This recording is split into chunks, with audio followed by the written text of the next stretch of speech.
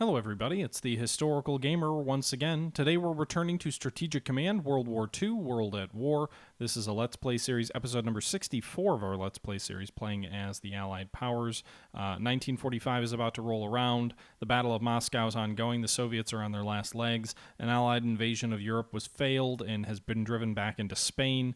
We're preparing for an invasion of Norway and also for the invasion of Japan. We're likely going to be diverted south to go after Truk this turn, as the rest of the main fleet spends the next few turns repairing and refitting for the invasion of Japan in Hawaiian waters.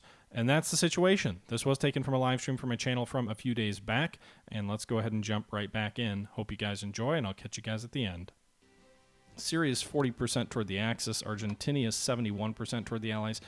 Argentina. Wow. Misspeak. You know, Argentina would be nice because it would give us more money. I don't know that it would give us 50 more money, but I'll invest a little bit to try and make them come to our side. Meanwhile, that leaves us with 200 left, so let's go ahead and buy some stuff. Or what can we afford for 200? An army with no equipment. Engineers, which I don't fully understand what they actually do. Ragmar, thank you very much for the follow. One more turn hype. You're gonna keep giving me a buck every time I consider stopping. I mean, money can be a motivator. Maybe some artillery.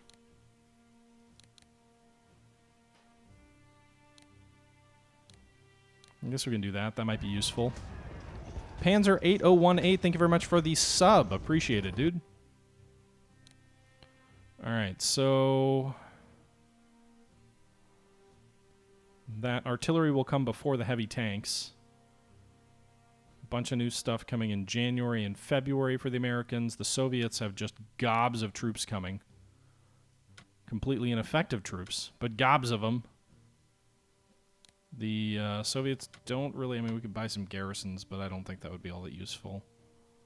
The Chinese can also afford a garrison. I'd rather save the money. And the Indians can't afford anything at the moment. But they'll actually be able to, might be able to afford an army next turn.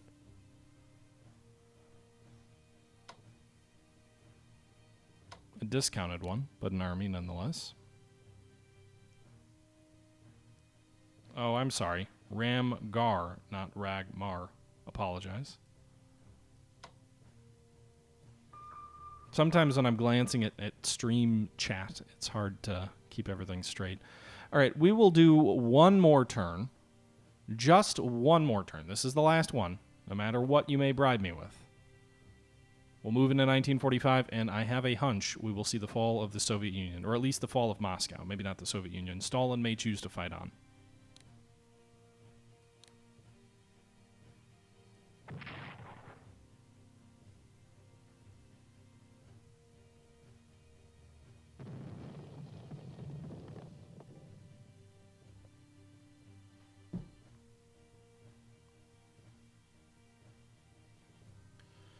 Industrial technology level 4 for the U.S. is great. That should give us a bunch more money. Might have given us 200 more right there. We have 964.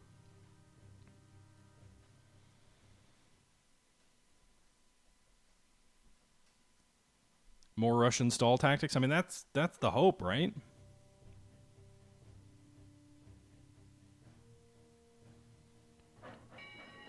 I mean, the Germans are eventually going to knock Russia out of the war, but if somehow they fail to do that, then, you know, the longer if we can take Tokyo and they can't take Moscow, we would definitely win a victory in the war when the game ends. I think it force ends in 46 at some point. I'm not sure when.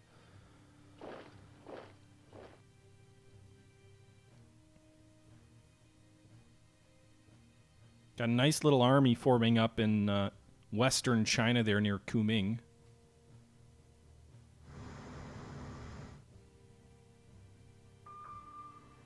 I don't know. Strat warfare. Maybe? Sometimes? Alright, so Japanese air attacks there. We are getting some interceptors up to help, at least against some of them. There goes the last of the defenders of Chongqing. Their bombers are very effective there. Oh, you know what's really going to kill us is the fact that the Indian forces don't have anti-aircraft. Ramgar, thank you very much for the bits, dude. Appreciated. Very generous tonight. All right, they're flanking Moscow.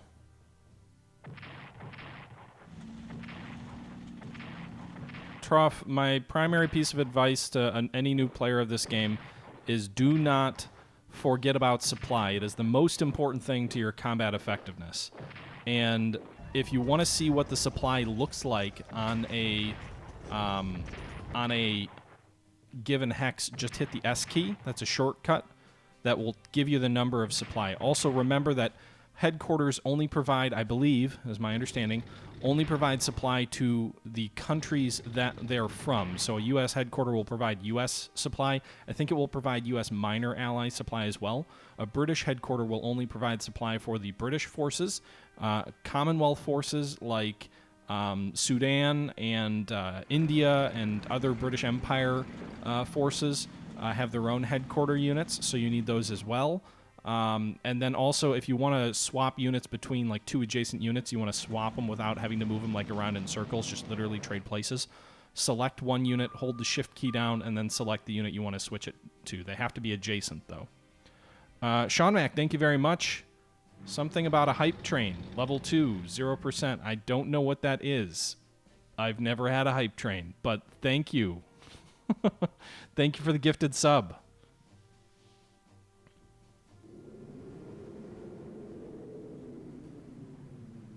You're just trying to be back in #1, aren't you? In terms of gifted subs. Sim Caesar, thank you very much for the bits. Ramgar, thank you for the bits as well. Hype train 12%? I don't think you guys can see that. I need to figure out how to get that overlay. I'm really bad with overlays on my streams. I'm antiquated in my I don't have any like fun little dancing things. The most advanced thing I have is a thing that drops down with the rebel yell, which is ironic because I'm not even a big not a CSA supporter fan or anything like that. I just like the sound. Comrade Stolen, Axis naval vessels are impeding the flow of U.S. Lend-Lease supplies to Vladivostok by positioning themselves immediately outside the port. We could attack and hopefully drive off these vessels, but preparing these attacks will cost us 40 MPPs. Enemy vessels will then be attacked and damaged, and the aim being to dissuade them from remaining in our waters. Note that this does not require us to be at war with Japan to work, as any Axis ship in the vicinity will be attacked with a chance of damaging every turn they remain adjacent to Vladivostok. Although the Japanese never impeded the flow of U.S. supplies to the USSR during the war, it is not impossible that they could have done so. The event allows the USSR to respond to any attempt by the Axis to do so without having to necessarily resort to all-out war against Japan. However, should this prove insufficient to dissuade Japanese from positioning any of their tier ships outside of Vladivostok, their ships, not tier, then it might be worthwhile to prepare for our open hostilities with Japan. Yeah, I guess. Anything, you know, if we can... Nice! We damaged it! And it's an enemy sub. By the way, thank you, guys. Sean Mac for all those bits. Ramgar as well. Hype Train says 17%. How much do you have to give me to get the Hype Train up? It's counting down to 1 minute and 50 seconds.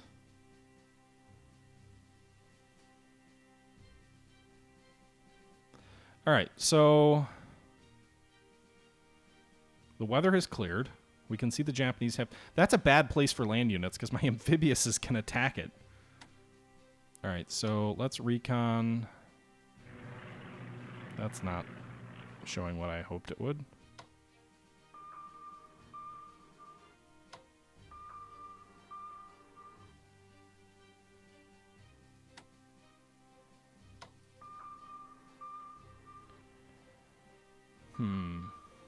All right, well, we detected a Japanese heavy cruiser. Damage it! Swivel 84, thank you very much for the subprime. Appreciated. We're up to 44% level 2 hype train. 53 seconds remaining. All right.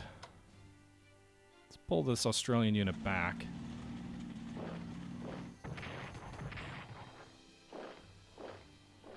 guy really needs to upgrade his weapons.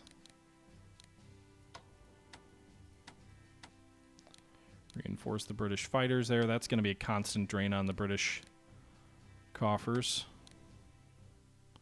I don't want to abandon Kunming to them.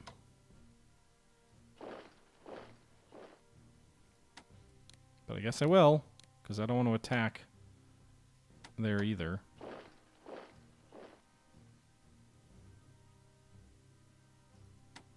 Elite reinforcements, because that's the only thing...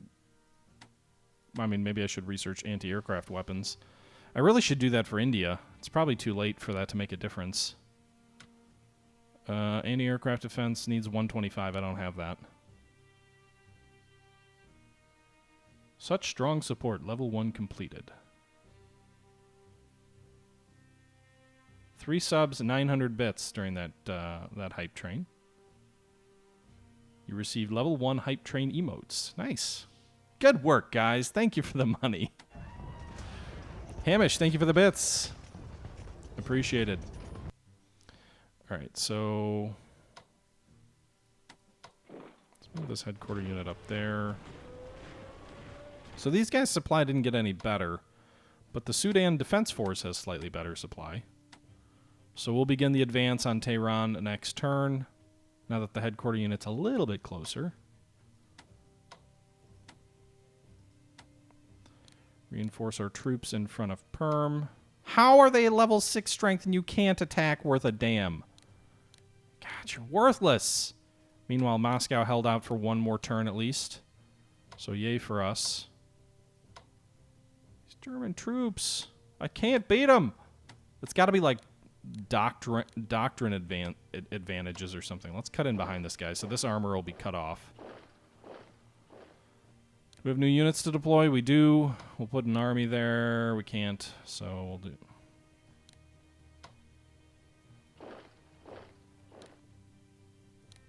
I can put a corps here, although there's no entrenchments. These guys will be without supply. They may race into the hinterland. We'll see.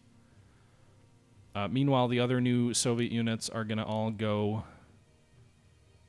I guess, near Perm. I forgot about these guys down here, by the way. So it looks like the Germans do garrison a lot of these cities that could pose a threat to their flank. What we should do is put this mechanized force down here and see if we can advance on Astrakhan. Maybe the mechanized unit there will fend for itself and do okay. The USS Patton and the 3rd Ranger Special Forces arriving. So Patton, I think, will be more useful in Europe because I'm going to send him to England. And the 3rd Rangers, honestly, I think I've got more troops than I'm going to be able to fit onto the Japanese mainland, so we'll deploy them on the East Coast. The battleship here has nothing to upgrade. It's already repaired itself. So let's move west. Let's go resupply at any Weetalk, I guess. This unit does have upgrades, and the anti-aircraft upgrades I think will be important against the Japanese because they do have a good amount of air units. So we'll move him out toward any Weetalk as well. It's a British battleship, so it can't upgrade anymore because it's already maxed out. The carrier will upgrade to level 4 fighters. Battleship will move there.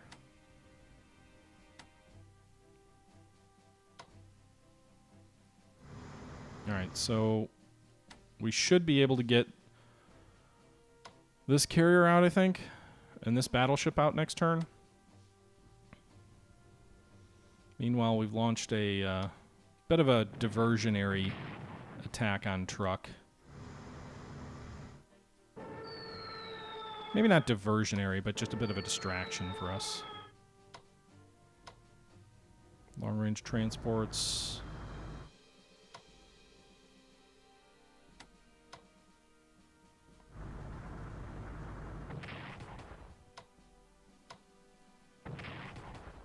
Damn.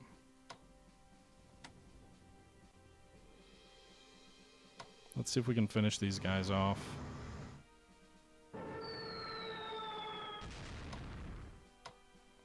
Apparently Truk is too narrow for me to land.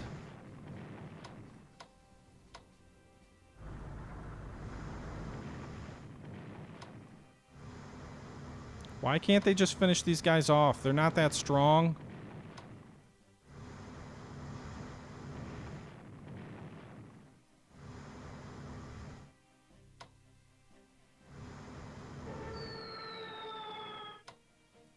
God damn it, now they've used up their strike, so they've got to pull back.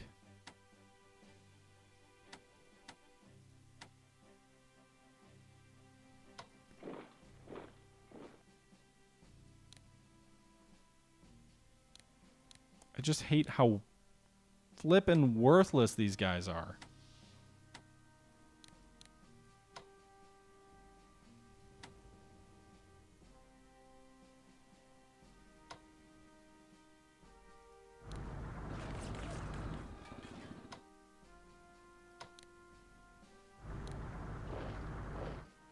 Okay.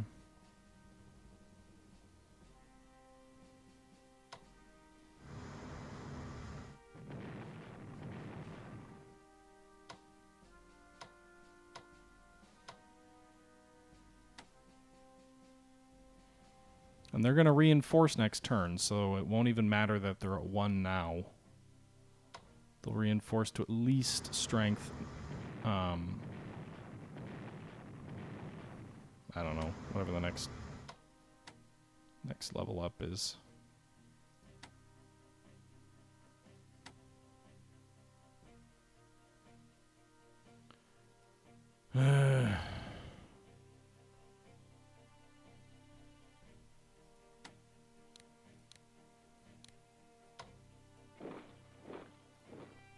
Why can't I get long-range transport amphibious for these guys? What do you need level? You don't need level 4. Do only the Americans get it, or is it a doctrine thing, or?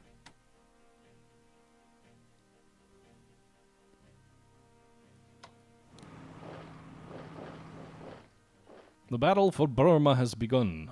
All right, so I think we moved all of them. I think we already moved the Russians.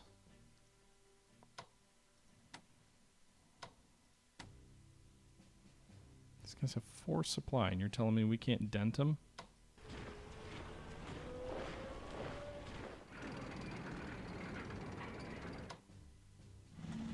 Six to 1 against.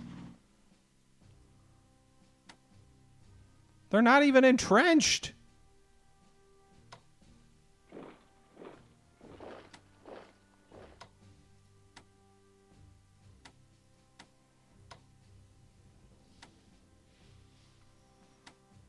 Oh my goodness. I'll operate these American carriers out of here. Or troops.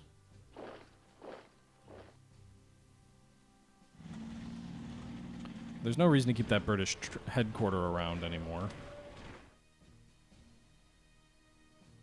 The anti-tank feels worthless too. What is that? I mean, okay, so the readiness and morale is better, but we have level 5 tanks against level 3. I mean, I guess they're in mountains. Maybe that's it. I don't know. Okay. Moving this sub into the Pacific.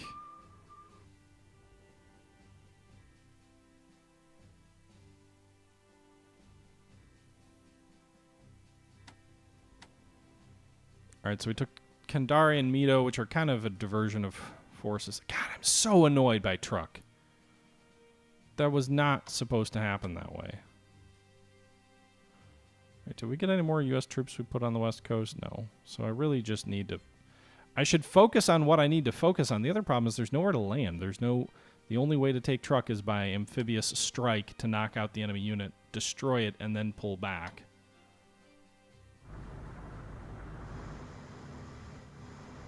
And there's no way I'm going to get like 5 units destroyed by air. I don't think I've ever seen that happen.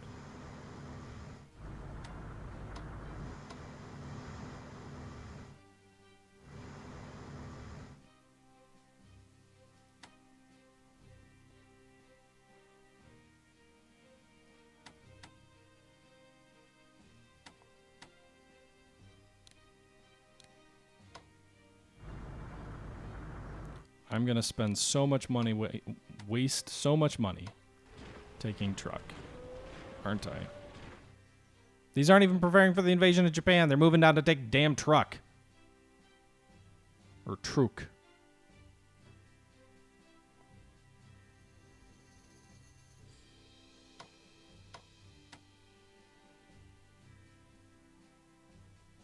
All right, so these guys are digging in. Level 2, level 2, level 3, level 3. Meanwhile, the defenders in Moscow hanging out as well.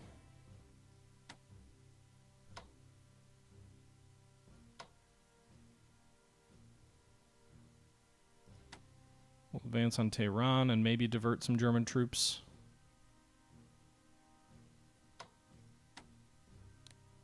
Oh my god. Oh my god. They can attack and do something. I have to seize the day.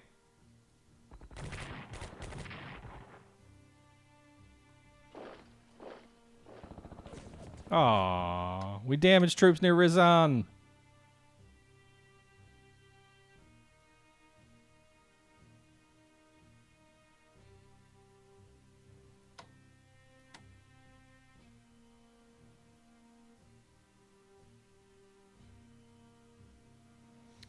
Yeah, Opstrat, my I don't know, is he my great uncle? My grandfather's uncle was a CB, and he was on Kwajalein. He didn't fight there, but at least I don't know. I don't think he was fighting there, but who knows, because even when the islands were secured, they still had fighting going on and were dangerous.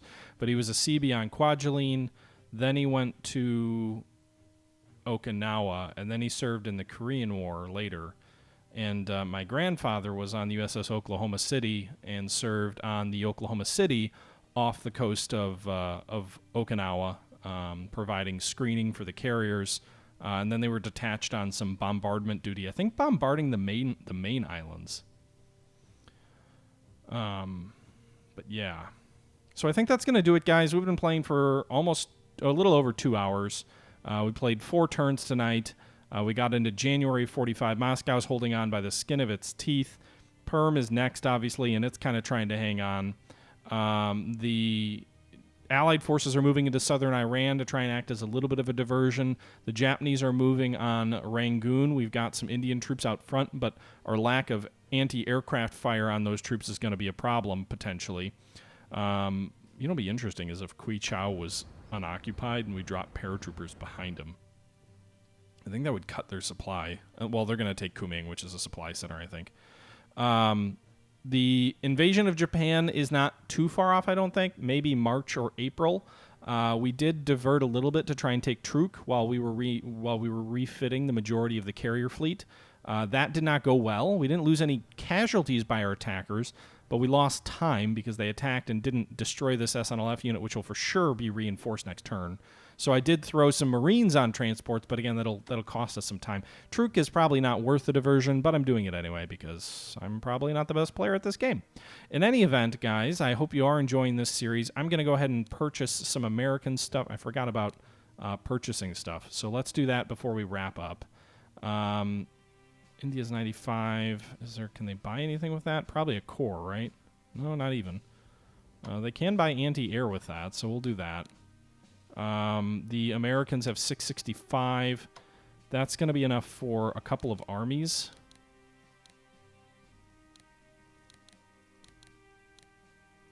So we'll do that. We'll buy 2 more armies for the Americans. So we'll have 2 armies and a heavy tank unit coming in May of 45. Paratroopers in February and artillery in April. Most of those units will probably make their way to the European theater. We do have a few American points left. I probably should have spent on reinforcing these heavy tanks. These guys are all ready for the invasion of Norway, which will happen eventually.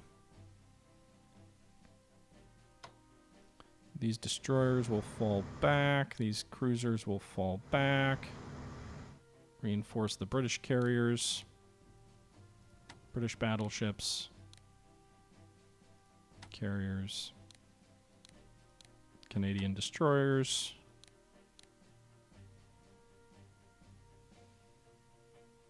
And then I think we had 1 American army. which can get to the safe waters of Ireland into the port there. So the 10th U.S. Army will arrive in England before too long.